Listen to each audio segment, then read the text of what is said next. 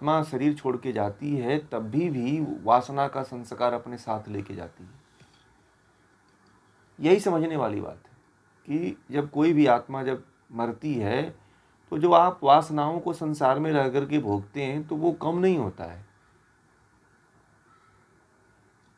इन वासनाओं को वो भोगता ही है, अगले जन्म में भी इन संस्कारों को वो लेकर के जाता है। ठीक है।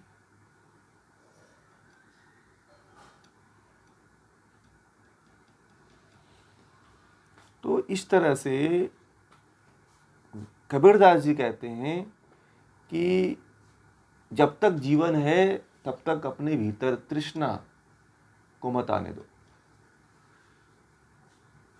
तृष्णा का नाश करो। ठीक है, क्योंकि ये जो तृष्णा है ना, यदि तृष्णा को आप रूपांतरित नहीं करते हो, बदलते नहीं हो, तो आपका जो जीवन है ना वो बेकार हो जाएगा, व्यर्थ हो जाएगा। इसलिए तृष्णा को रूपांतरित करिए, तृष्णा को बदलिए,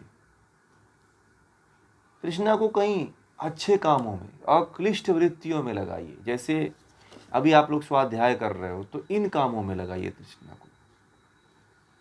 ठीक है, इन कामों में यदि लगाते हैं तो ज़्यादा लाभ होगा। ठीक,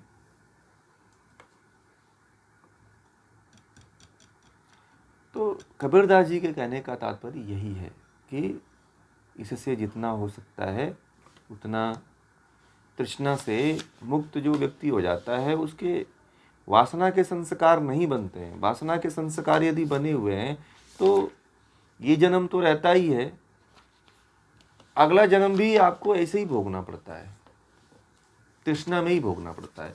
जो व्यक्ति तृष्णा में मरा है उसका अगला जन्म भी तृष्णा वाला ही होगा। तृष्णा से ही ग्रसित रहेगा वो, तृष्णा से कभी निकल थोड़ी पाएगा, वो फंसा ही रहेगा तृष्णा में। ठीक है ना। तो कुल मिलाकर हाँ,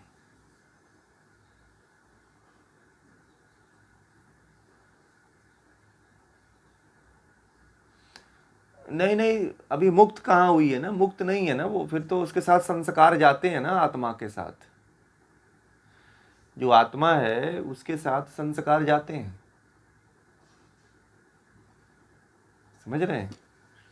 आत्मा के मरने के बाद जो है, आत्मा जो संस्कार उसके ऊपर पड़े रहते हैं वो तो उसके साथ जाते हैं, क्योंकि सच्चित आनंद की अवस्था है वो, प्राप्त थोड़ी की है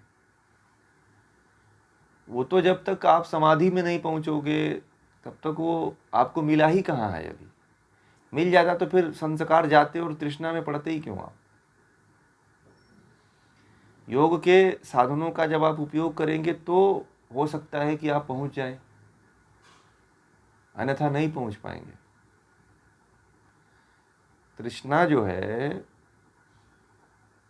संस्कार के रूप में परिणत हो जाती है और दबी रहती है, और जैसे ही मौका पाती है वह अपना कार्य करने लगती है।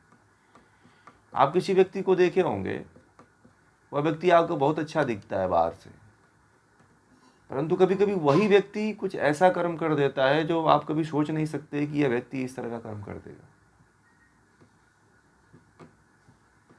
तो वो उसको भी नहीं पता होता है कि वो व्यक्ति ऐसा कर्म कर देगा, क्योंकि जो संस्कार होते हैं वो दबे होते हैं। जैसे ही अवसर पाते हैं वैसे वो उठ खड़े होते हैं। जैसे ज़मीन में आपने देखा होगा, आप जाते हो तो रास्ते में जो खाली ज़मीन होती है उसमें देखा होगा, अभी इस समय जाएंगे तो कोई बीज और कोई पौधा हुआ का नहीं मिलेगा, मिलेगा। जैसे ही बारिश होता है, बारिश होने के बाद जाके देखिएगा बहुत से बीज उग जाते हैं। तो अनुकूलता क्या मिली, बारिश की अनुकूलता मिली, तो बहुत से जो धरती के अंदर जो बीज छुपे हुए थे सारे के सारे क्या होते हैं, निकल जाते हैं। यही होता है।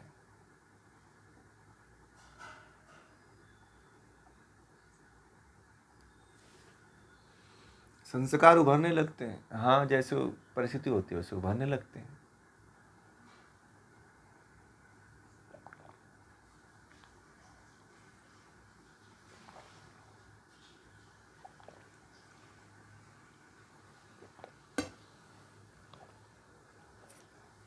समझ में आ गई बातें? तो ऐसा